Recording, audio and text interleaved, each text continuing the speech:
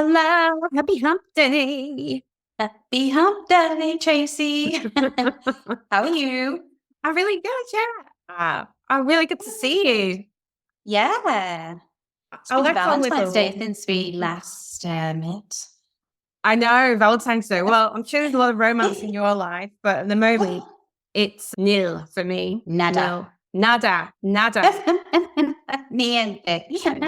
Niente. Is that Italian for nothing? That's Italian, yeah. For nothing. Yeah. Oh, it was so funny that some flowers arrived at the building. Oh. And don't worry, I wasn't getting excited because I knew they weren't for me. But somebody else thought they were for them, and they're like, and they weren't home, so they were messaging because we have a group chat of all the residents, and the messaging going, "Oh, I'm expecting delivery. It's the flowers. Have they come?" And then somebody was like, "Oh yeah, there's some flowers," and then somebody else goes, "Oh yeah, but they're for me." Oh no, I know. How embarrassing. I got flowers actually. Beautiful. Quite funny. I was getting lunch ready, and then Dustin came in the door with a bunch of flowers that he'd picked from the garden.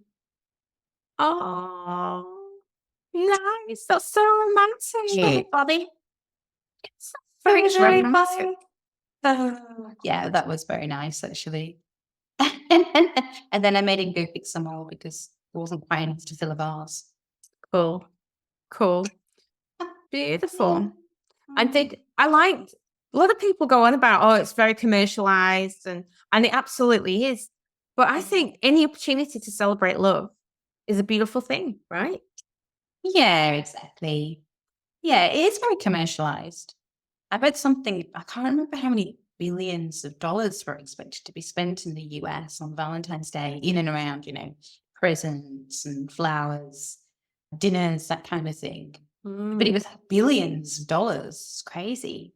Yeah. It's good for the economy and good for the economy. Good for love. Yeah. Yeah, it's pretty big here actually. In the supermarket, they had like strawberries in these love heart containers. Wow, what a good idea. I know, really cute. Because actually, Justin said he came home from the supermarket and he was like, he didn't realize, he picked up the strawberries, and it wasn't until afterwards he realized they were in this love heart box. Like, and then he was like, oh, Valentine's Day. Oh, there you go. Good idea. Yeah. I don't think I've seen that here, so it might catch on. It might just catch on. Yeah, the Italians do like to pretty things up a little bit, so that's nice. That's nice. Beautiful. Very good. Very good. So we have some. Let's just get straight into the story, shall we? Yeah, let's get rolling. So today we're going to change the tone a bit because we've done a lot of talking about other topics, but we haven't talked about ability much lately. And I really like this article in the Harvard Business Review, and it's about people with autism, which is getting a lot of media coverage, and I'm hearing a lot more about it these days. And it says, autism doesn't hold people back at work, discrimination does. And it's an article by Ludmila Kozlova. And it's quite an old article. It's actually 3 years old. But like I said, I'm hearing more and more about it at the moment. And Ludmila is talking about neurodiversity discrimination, which they believe is systemic, and talks about ways to defy it, and the discrimination that is. So this person is like a professor of organizational psychology and is also themselves autistic. And so they are very passionate about this topic. And they go on to talk about how people at work will mask their autism to avoid stereotyping or discrimination. And apparently, this person's heard from employees who have been shunned, bullied, exploited, underpaid as a result of being neurodivergent. And then there were even those rejected or fired after disclosing autism, ADHD, and other neurodifference. So lots of things fall under the title of neurodivergent. And I guess anything that's not neurotypical would be classed as neurodivergent. But I think that's terrible. I mean, I've never heard of that as a thing. I'm sure it is a thing though. And this person talks about their own story about how they always knew they were different, but they weren't officially diagnosed until their adult life, as a lot of people aren't. And this person believed that to be treated better, they had to work harder to fit in, or just to please others and at the expense of their own well-being. So things that they struggled with, this person writing the article, is regularly socializing with colleagues over lunch and attending large gatherings. But they have hypersensitivity to sound and smell, which makes crowded spaces highly unpleasant. Lunchtime chatter, and especially music, hit their ears with an intensity of a leaf blower, and certain aromas make them physically sick. While some colleagues have been considerate of their needs, others have weaponized them. And weaponized meaning being threatened to play loud music if they did not comply with their request. Imagine that. Wow. I know. Yeah. Well, that's bullying. It is bullying. It is bullying. And they say they blame themselves for being bullied.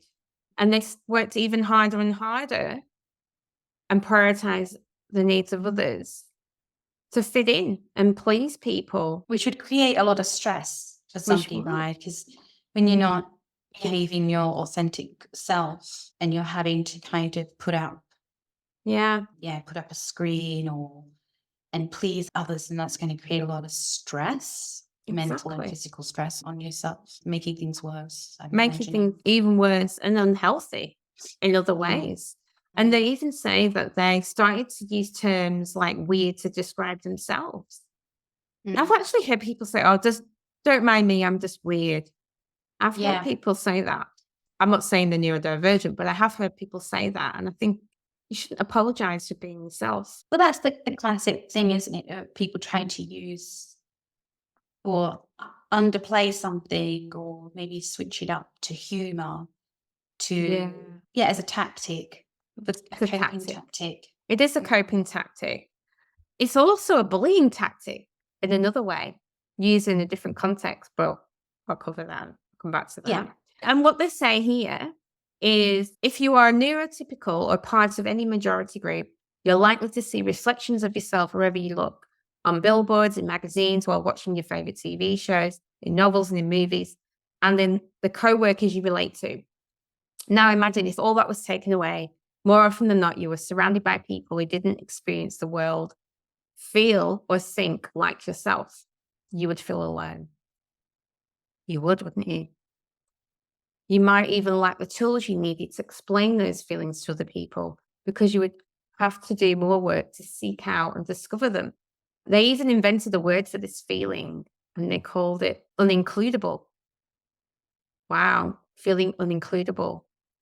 And actually, when I read that, to me, that's the definition of how minorities feel.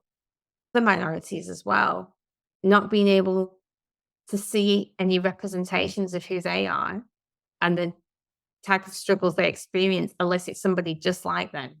So maybe there's, if it's LGBTQI person, maybe they know another LGBTQI person or a black person, another black person. Yes, that happens. But as far as TV, media, movies, magazines, billboards, that was less and less visible, although it's getting a lot better now.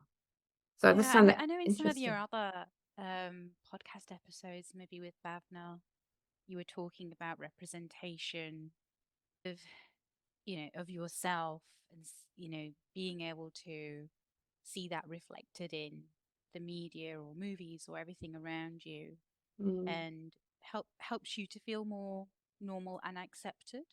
And we're certainly seeing that. I mean, when we when we were in the UK last year, it just seemed like everybody on telly, it was very diverse, and it, there was a really well, what seemed to me like a fairer representation of the UK population mm, than what I remember, from 20, 30 years ago or whatever. But we're still not really seeing that when it comes to maybe neurodivergent people disabled people, or it's still got a fair way Way to to go, go. I guess. Yeah, I believe that's way behind the other progresses that have been made in minorities. You're right. And it's interesting. I was watching a TV commercial and I could not for the life of me tell you what it was advertising. But I was like, remember it because it was two gay men at home making dinner in a TV commercial. And I honestly can tell you, I've never seen that before. Yeah. So I remembered, but I couldn't tell you what the product was. Yeah. I remember the commercials, like, because I was like, oh, how refreshing. Oh my God, this is not something you typically see. This is great. It's the same in TV if I see somebody in a wheelchair or what was that TV show? I loved it. It was amazing. And it had a lot of diversity. Ah, What was it like? sex education. Oh, yeah. Have you seen Yeah. Sex Education? Is that with Juliet? Yeah. No, Yeah. I've seen a couple of episodes, but I haven't seen. I've seen it all. I've seen it every episode. And Loved it. it doesn't get more diverse, honestly. Okay. They've got everything, I forgot to say it, let me see, people with disability in that TV show. There is neurodiverse, but I'm not sure there are. Oh yeah, there's a guy in the wheelchair. There is. They have got everything in that TV show. And that's what I love about it. Yeah. And it's funny. They've got every single variety of person represented in that TV show, which I love. Even Nigerians. Nigerians sharing their great wisdom. Yeah, it's really, really good. I love it. Yeah, so I highly recommend that show. But that point is, if you're not affected by it, so if you're neurotypical, if you're not considered in a minority group, you don't notice because it doesn't impact you. Yeah. Actually, I've got a friend whose daughter was recently diagnosed as neurodivergent, and she would already be 21 or 22, and she's been struggling. Yeah, not just her, but the family have been struggling for a long time, trying to manage the behaviors that she has, and they really didn't know what was going on. And only very recently, in the last few months, did they get a diagnosis for her. And it's made, just having the diagnosis has made a huge difference to what they're dealing with. Previously, what they were dealing with, I guess they didn't understand the behaviors and they didn't understand the tools to help manage those behaviors. And she even said that it's made a difference to her at work because previously things were happening at work and she just couldn't cope with the situations. Whereas now people at work know, that she's been diagnosed, she's been open about that and communicated that with them. I guess they're being receptive to, okay, well, how can we better deal with this? So when these things happen, what do you need? What do you need from us in order to, help you cope with it? I mean, I don't know exactly how far her work or colleagues have gone in terms of helping with her manage her condition, well, her neurodivergency with work. But still, I think just having the diagnosis has been a big step forward for them. Yeah. That's really fantastic to hear. Your friend, I think that's amazing. I think, to me, I'm a bit wary of diagnosis sometimes. I think it's because great. you don't want labels, do you? Yeah, Stuck don't. on people. Yeah. Because sometimes it can limit you in the way that you limit yourself, thinking, well, because I have this, I can't do this kind of thing. Yeah. So I'm a bit wary of that, but I feel that it can be really valuable for people to know what it is, because there's also as well, then you can look at specific resources to help you thrive. And then that's where it's useful. And it says here, I guess this is like 3 years old, this article, but it talks about the generalization, the stigmatism around autistic people in the workplace and how that's just not typical or accurate. And it says that autistic professionals can be up to 140% more productive than the typical employee when properly matched to jobs. So it's going to be particular jobs they're very good at. And it says, while we should not generalize such results to the entire population, research shows that professionals on the autism spectrum bring valuable strengths to the workplace, including, but not limited to, understanding complex systems, independently focusing on tasks, reliability, and loyalty. Yeah, so there you go. And a lot of those things are really valuable things to employers, aren't they? We've all got such a short attention span nowadays, and there's definite lack of loyalty, both directions, employers and employees. But those are really valuable things. Having the employees that can concentrate on focus on tasks, do a thorough job, be loyal to your organization. They're all things that you'd think a company would embrace. Yeah, absolutely. Yeah. Yeah. So there should be opportunities for more neurodivergent people to find suitable employment if there are organizations willing to do a better match and open up their intake or the way they do interviews even to allow neurodivergent people to even have a chance of those types of jobs that would be really suitable for them. Yeah, because it even says even the interviews are tailored to neurotypical people, the typical setup. So this suggestion is that, we have people trained in different practices that will allow neurotypical hiring managers, for example, like attending networking events with some neurotypical people with that loud noise is just not practical for them. So it's interesting. Do you know what? You just have to get creative. I feel like when there's more education and understanding of things, then people get creative and find other ways to include people. I think that's, to me, is exciting to be able to do that. But you need to know what the problem is first. Yeah. The personality-focused job application process is a barrier for many people who may be better at performing their job than talking about themselves. And it's just one example of the many workplace norms that are not inclusive of neurodiversity. It's really interesting in that, isn't it? All these things that you would need to consider. And the thing as well is, I'll come back to it in the what would you do. Remind me, I have something to add in the what would you do. Because I don't want to talk about it now. I'll bring it up later on. Go on. If we turn on its head what you just said, you said that neurodivergent people find it difficult to talk about themselves and to kind of express and elevate what they do. If you turn that on its head, we often in interviews, or even in your normal work life, you come across people that are very vocal about how good they are at everything and can really talk the talk, but really when it comes to walking the walk, they just can't. They just and I've learned over time to be actually very cautious of those people that I'm good at this, I can do this, I'm the best.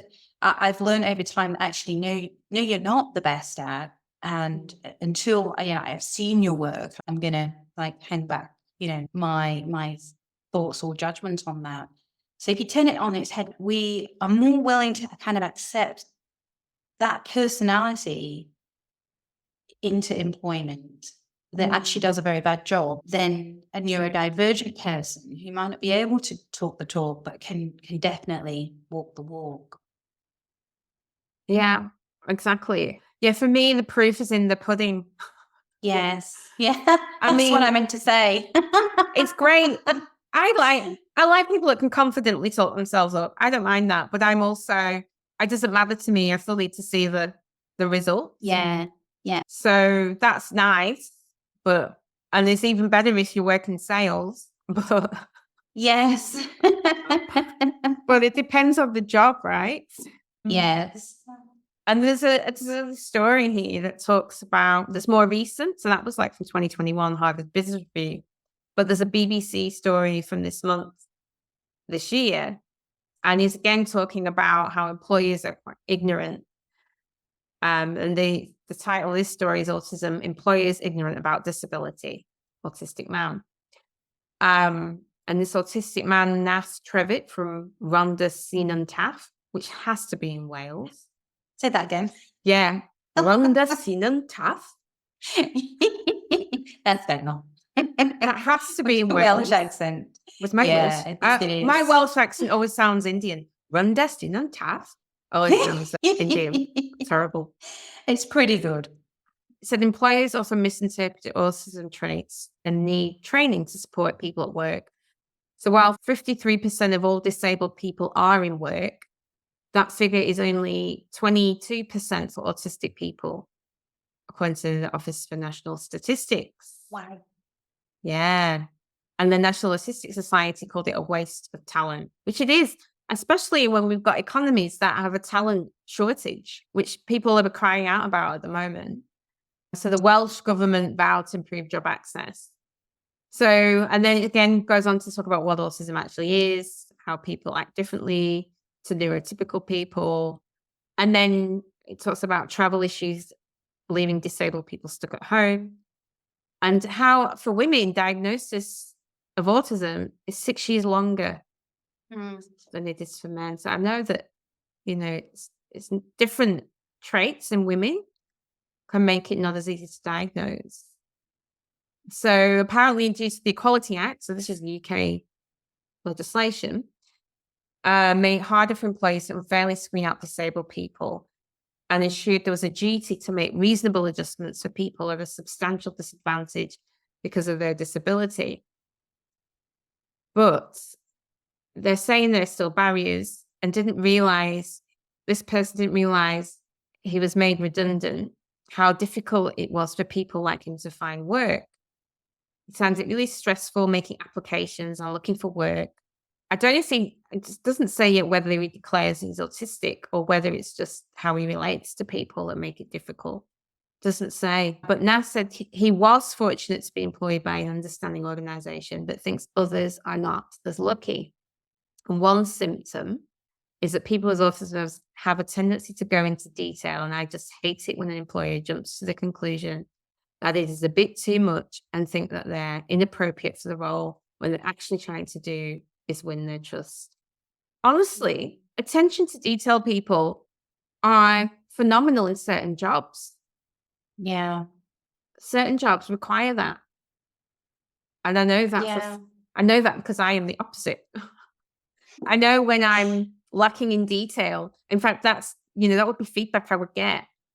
You need to pad this out more, or you need to say more Right. about, because I'm the opposite. I'm like bigger picture, generalize. I'm very good at that. I can see a lot of detail and summarize it for you concisely very well. Yeah. But if to do the other way around, I can do it because I've had to learn and practice and build.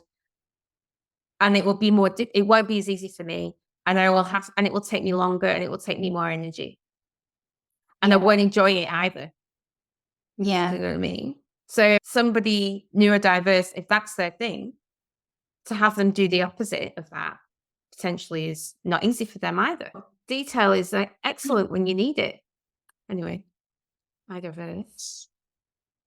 I mean, it's going back to finding the right person for the right job, isn't it? And maybe in some situations, a neurodivergent person maybe isn't applying for the right type of jobs, and then it would be perfectly understandable as to why they wouldn't get that job. But if you're diagnosed and you understand what your strengths are and applying for the right job, then there should be the right types of accommodations made in order to allow that person to at least be able to express in an interview or to demonstrate through their historical CV or previous work that they can do that job. Exactly. And with some of these sensitivities to sound, noise, smell, with more flexible work being acceptable now in society, that should open up more jobs for people that have that issue. Yeah. Neurodivergent people, because they can work from home. They don't have to be in the office. Yeah. Work flexibly.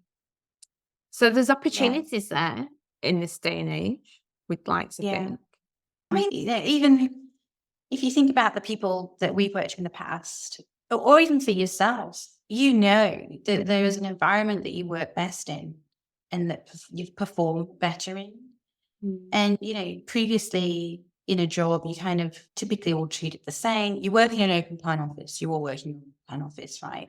But that isn't necessarily how you as an individual might perform the best. So No. as an employer, I think it is only advantageous to look at different types of working environments that might suit different people, Yeah. neurodivergent or not, to get the best out of those people. Absolutely. Open plan is terrible for me. And that was mostly my workplace. Because two things, I talk to people all the time. So constantly interrupting myself and other people. I tried things to manage it, like listening to music helps, headphones, things like that. Those things help, but I know those tendencies are there. And I actually talk to myself as well. So I'm not even talking to other people, I disturb people because I think out loud a lot and talk. And people would think that I was talking to them and they go, what was that? I was just the rambling lady in the corner. Yeah, the rambling lady. So working open plan wasn't the best way for me to work. And then there's also meetings, having meetings at your desk and, that kind of thing. Online meetings to certain people. But anyway, and I'm neurotypical apparently. So yeah, what you said makes a massive difference to productivity as well. And I guess maybe that's why we're seeing a lot more of these, what do you call them, flex work, where they've got different types of workspaces happening. Maybe that's the point of that. I don't know. But you're right. And I guess it says here there's a group here that want to showcase the skills of people with disabilities and encourage workplaces to make changes, which is beautiful. And their focus will be on educating employers in the processes that they've developed so that other employers can take people with autism and support them in their workplace, which is amazing. So this is the National Autistic Society. And then it goes on to talk about the employment gap and how small changes can make a big difference. Small changes, examples include quiet spaces, using clear and precise language, and staff training make a big difference. Yeah. There you go. So that's kind of the story. Yeah. I think it's a good one, Trace, because even though, certainly autism is something that we might all feel that we've got an awareness of, I think it really comes in terms of the practicalities of working with a neurodivergent person. We're probably underskilled in that respect. Even though there's a general awareness about autism, there isn't that, kind of specific practical skills. So it is something we can all work on and become a lot better at, especially, like you said earlier, it was the Welsh statistics, wasn't it? Like 22% of neurodivergent people are in employment, when it should be a lot higher. It should be a lot more representative of what the population is. Yeah.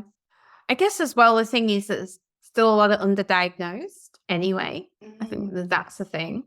But I think general awareness, some people we work with, live with, love, share our homes with, share our beds with even, are neurodiverse. And this could mean this, and this.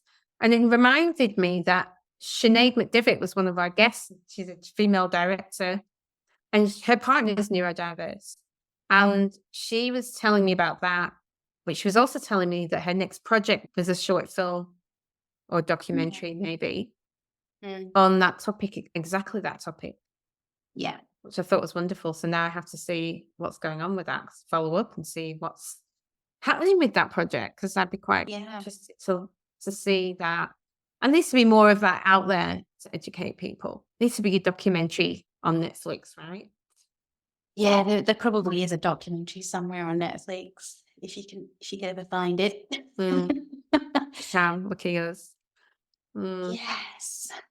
Great. So Okay. what do you have for us next? Well, I was watching, actually, talking about Netflix, I was watching something on Netflix. It's called Human Playground. Right. And it's just about how, as humans, we love to kind of play and excel at things and challenge ourselves. Mm. And I guess it's a documentary that puts a spotlight on individuals who have really excelled at what they do, and whether it causes them pain or harm, or whether it takes, a huge toll in terms of their commitment and everything that they have to go through. So it was just, kind of, highlighting these things. And one of the things that came up was Mr. Olympia, but a slightly different twist on it. So it was talking about wheelchair bodybuilding, which I had no idea was a sport.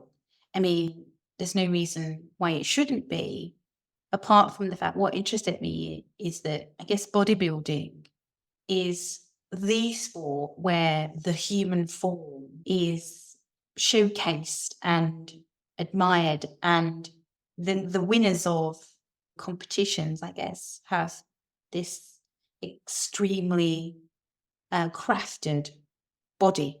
Mhm. So then to have people in wheelchairs performing that sport, I thought was really interesting that they'd opened that up and kept a really open mind about the fact that even though they might be in wheelchairs, so obviously the bottom half of their bodies aren't able to, be part of the competition, they can still, compete, the top part of their body, their torso, the rest of them.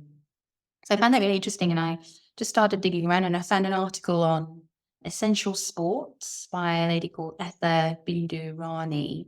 And it's an article on a guy who's actually won the wheelchair Olympics 5 times in a row. It's an incredible story. When you say wheelchair, you mean bodybuilding? He's in a wheelchair, but he's a bodybuilder. Right. So Okay. you'd have to look it up, but the guy's called Harold Kelley, and he's been, like I said, he's been a Mr. Olympia champion 5 times in a row in what they call the wheelchair division. And basically, the article kind of talks about his journey. And he was a passionate bodybuilder, but then in 2007, he had a serious car crash that left his vertebrae fused, leaving his rear body paralyzed. So he was driving, he hit a deer, injured himself. His family were also in the car, but he obviously was left severely disabled. But what's interesting is that he was bodybuilding prior to the accident, but his mindset and the power of his mental attitude has made him transform his life, or enabled him to do that. He said that he was basically in bed after the accident, and the doctors had told him what had happened. And he said, honestly, right then and there, what I realized laying back in my bed, that if my family were okay with it, then I am going to be okay with it. And he said, I'll just figure it out. I'll figure out and do what I need to do. That this bodybuilding icon decided to get back to the sport he loved and started training in the gym just 2 months after the devastating injury. However, he attributes his attitude to finding positives in the most negative situations to his childhood upbringing. And this is what I found really interesting as well. He said that my dad taught me, he's a Vietnam vet, my dad taught me, don't worry about what you can't do, worry about what you can do. And I really like that, because I'm hearing more and more about people that have been really successful. It seems to come from having mentors, whether that's your family or friends or other mentors that come into your life, mentors that are sending you positive messages, and you're able to then kind of build on that. And I just really like that his dad at a young age was already kind of sending those types of messages. Yeah, absolutely. And I think in the article he talks about coming from, he's always been disadvantaged, basically. So the wheelchair was just another disadvantage that he's had to overcome. Yeah. Yeah, so I'm originally from South Carolina, and I grew up in a small town called Bowman on a farm. So I've always been an underdog. I never had a whole bunch given to me. So I've always had to learn how to do without. Yeah. So I just wanted to, I thought this story was a really nice, positive story. Obviously, the accident, the injury, that's something that can't have been very nice for him and his family to go through. But it's really inspiring that despite that, he's switched up his story and is now, he's an icon in that world, in terms of bodybuilding, not just wheelchair bodybuilding, but just bodybuilding. He's an icon because I think it's recognized that being a world champion at bodybuilding takes a whole lot of effort, but then to do it in a wheelchair is just something else again. Yeah. And I love that, he's being celebrated in that community. I actually call him King Kong. That's his little Is it? thing. Yeah. So Harold King Kong Kelley. That's what he's. Yeah. I love that story. I saw the champion mentality of the goat. And I was like, we did a story on goats, and it was about Serena Williams, and I can't remember what goat means, but now I do. Greatest of all time. That's it. Yes. Yeah. That's fantastic. What a fantastic story. Love it. I think his wife as well, somewhere I read, I think his wife also is a competitive bodybuilder. So doing it together as a team, partnership has also got to help. Yeah, absolutely. But yeah, he is definitely classed as a goat, Tracy. That would definitely go. Definitely go. Yeah. And this, this is what having a positive mental attitude just sounds a bit airy-fairy, really. But you can't deny the power of that attitude when you look at people that are successful. I mean, I'll tell you one person who's successful, but not nice. Like, I have to say, Donald Trump is one of the people, but he's successful. And I'm telling you, he's pretty positive in his attitude toward himself, right? And his attitude towards himself, or what he believes, is very powerful. He's off this planet, guy. Exactly. It's very powerful. He's not with his positivity. He's not inspiring to me because of his outcomes, but nonetheless, he is positive. Yeah. And I mean, he has made things happen, hasn't he? I know he started some money and all the rest of it, but it's still an incredible story. Yeah. And it's not my favorite. You've said before, I think, about the power of words, and you obviously have a lot of skill and training and understanding of that more so than what I would, but more so now. I didn't realize how powerful it was. I've said this before in a post. It's like a magic spell, and you can use it to create magic, and you can use it to destroy. And I'm even talking about something as simple as self-talk.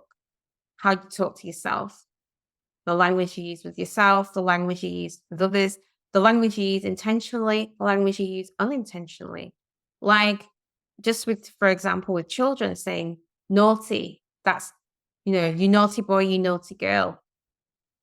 That's powerful language, and it's not resourceful.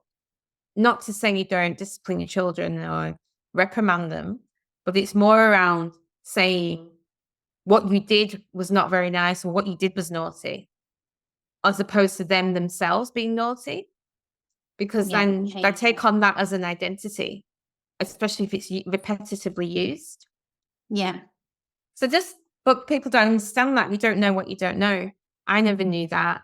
And there's lots of ways, even how you talk to yourself, how easy things are to do just by changing your language. And so that's what I work with clients, even to make very small changes. And one of the things we change is how they use language every day. Yeah. So is that also things like affirmations, when they say spend a few minutes looking at yourself in the mirror in the morning and say your affirmations? Is it along the same lines, or is it Or is that kind of more basic scratching the surface? It is and it isn't, because no amount of affirmations, this is the thing, I can say, I am enough, I am enough, I am lovable. I can say all these beautiful affirmations, but inside I might not be saying that. You got I don't believe it. Mm. And that's because I've got other deep held beliefs that have happened because things have happened in my past or whatever, usually your past, experience you've had. So affirmations aren't going to change that. And that's why affirmations are fantastic once you've cleared out all that. They do work, but they don't work when you haven't resolved all your shit and your baggage. Right, you've got to clear out all the skeletons first. Yeah. Yeah, Exactly. Stuff. Because you're consciously talking to yourself. I am beautiful. I'm wonderful. Yeah, I'm consciously talking to myself. But deep down, if I believe I'm worthless, I'm ugly, that's my unconscious stuff. Yeah. So it doesn't work that way. But yes, in answer to your question, yes, it's like that. However, it's deeper. It's deeper. Yeah. And like you said, that guy, Mr. Olympia, from a very young age, he's been given that positive, what to focus on, that positive language. Yeah, there's positive messages. From a very, very young age. Yeah. Like I said, I'm coming across more and more people that are referencing these, mentors that, help to really shape their brain and how they approach the world to create success. Yeah. I know. It's all up here. And there's no way of knowing which way you're going to go. There's people that that became orphans really young, but have always had this positive mental attitude. And there's other people where things have happened and they can't seem to do that. So who knows what the rhyme or reason is about the decisions we make, because that's what it comes down to.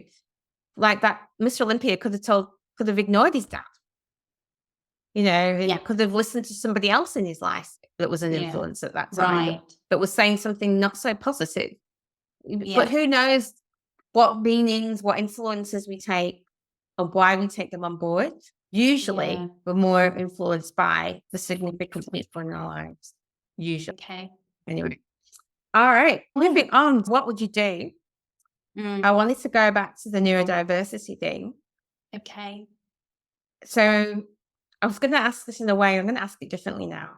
So what would you do if you hired someone and they weren't performing as well as you liked, and then you found out they were neurodiverse? So they hadn't disclosed that when you hired them. So what would you do? Well, I think, if there's been underperformance or something's gone wrong, they're not performing, if they're not performing as well as they should, then I'd want to have a look at those specific things that they're underperforming in and work with them to understand how to improve their skills or whatever, if it is a skill set problem. And also look at how their neurodivergency has contributed to that underperformance. So if there's a definite link there, then I'd also need to look at factoring in what I could do as their boss to help accommodate their neurodivergent challenges.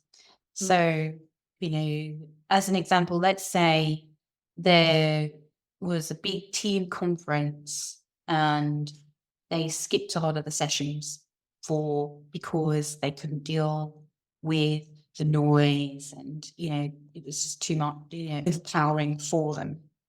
Then I would be thinking that was a direct link to their neurodivergence. And then, therefore, it's not really something that I guess is a definite you're underperforming. It's something here that you'll find really difficult to cope with. So we're going to have to find other ways for you to be able to participate or contribute. Maybe that is that they are included in the meeting, but sat on their computer at home. I don't know, whatever it is, finding ways, like you said before, being creative to allow neurodivergent people to be able to be included and still be able to contribute in a positive way. So yeah, I think that's probably it. Look at the individual issue and see if that's related to the neurodivergence. Yeah. And then in either situation, work towards managing that better in future. Yeah. Well, excellent. 10 out of 10. That's what I would do. I'm just deciding that's a good thing. No, I'm sure there's other things, but Well, I think there's the HR side of it and the legal side of it. Because when I was doing this episode with Mina, we were talking about things you can't ask in an interview and all this kind of things. Like if somebody's planning to have children or they're pregnant or all these kind of things. So I'm wondering if you could directly ask if someone's neurodivergent or neurodiverse. Probably not. I'm thinking you can't ask directly, but that wasn't part of my question. But then I guess there's a risk there if the underperformance is not related to that. Maybe they're just not the best person for the job. And then you let them go. But then they've told you they're neurodiverse. Then you're opening yourself up for being sued for your wrongful dismissal. There's those considerations as well. Yeah. They have to be careful how you handle that. But to me, the most positive outcome is to look at the behavior and then is that linked to their condition or not? But either way, you're looking for ways around it to keep them if they're good. Because somebody can be good at their job and underperforming certain things. They're not mutually exclusive. Yeah, that's right. I mean, the best jobs are those that you're still growing into, aren't they? I mean, who wants to be in a job that you can kind of do with your hands tied behind your back? Some people, but I would be Some bored people do. in that job. I would Yeah. be bored in that job. Do you know what? Actually, just made me think of something, a belief I might have that I'm maybe getting in the way of my progress. Right. Okay. Interesting. This made me think of that. I'll have to watch this back to remind myself. Okay. Well, yeah, that is all we've got time for because we have to keep it under an hour. Yeah, fantastic. That's all we've got time for. We nailed it. I really enjoyed that conversation and those topics, and I'd like perhaps we can find an expert to come talk to us a bit more about that. That would be great. Yeah. Let's think about doing that and maybe talk about this a bit more in future episodes. Yeah, fantastic. Thank you, Tracy. Thank you. Always good. Until next time. Until next time. See you soon. Bye. Bye.